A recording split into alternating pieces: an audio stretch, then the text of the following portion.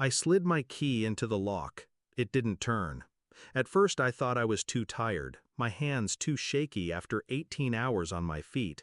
But then I tried again. The lock had been changed. The porch light flicked on.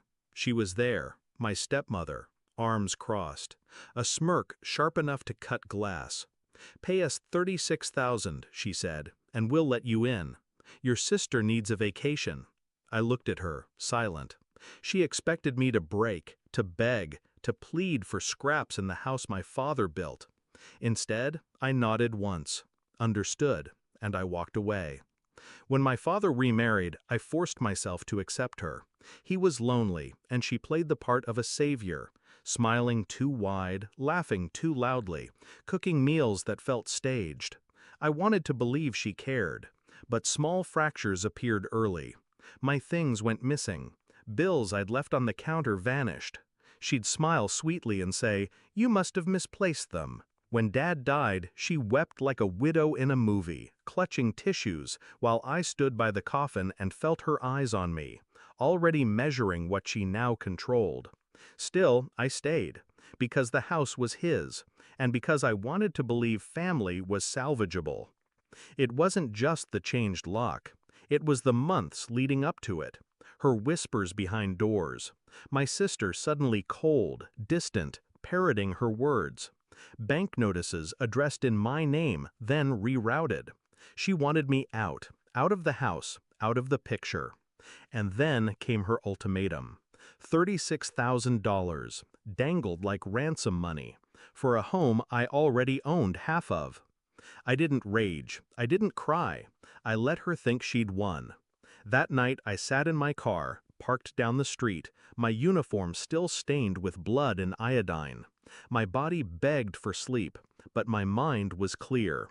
I pulled up the property deed on my phone, half mine, legally untouchable. I scrolled through bank records, payments she'd been making with Dad's estate money, not for bills, for cruises, spas, luxuries, all traceable, all taxable. She thought she'd trapped me, but all she'd done was give me leverage. The plan. I drafted one letter, just one, calm, precise, a scalpel, not a hammer. Inside, I listed everything: her unauthorized withdrawals, tax evasion trails, property fraud implications, the penalties, prison time in black and white. I didn't threaten, I didn't scream, I only stated facts. And at the bottom, I added one line. By noon tomorrow, transfer sole ownership of the house to me. Sign it, and I'll bury this. Refuse, and the IRS won't. At dawn, I slipped the envelope under the front door. By morning, her shriek split the neighborhood.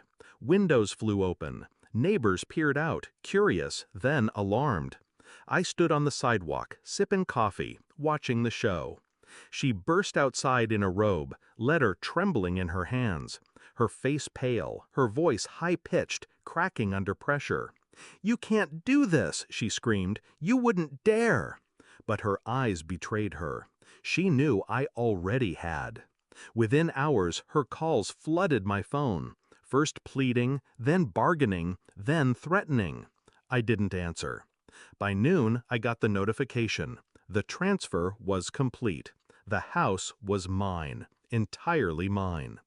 That night, I unlocked the door with my new key. It turned smoothly.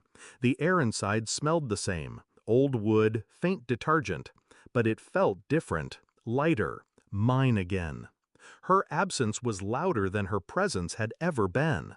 She wanted to sell me my own bloodline, to auction off my father's legacy for a vacation fund. She thought I'd fold. Instead, I made her choke on her own greed. I didn't need to raise my voice, didn't need to fight.